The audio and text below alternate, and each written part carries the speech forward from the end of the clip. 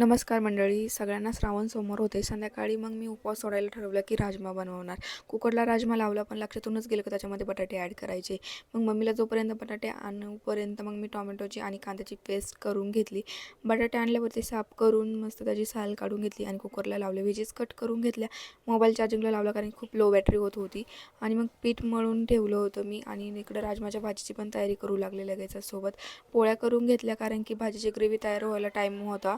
आणि लगेच इकडे राजमाची भाजी देखील झालेली आहे आणि किचन साफ करून घेतलं कारण की खूपच पीठ सांडलं होतं पोळ्या केल्यानंतर.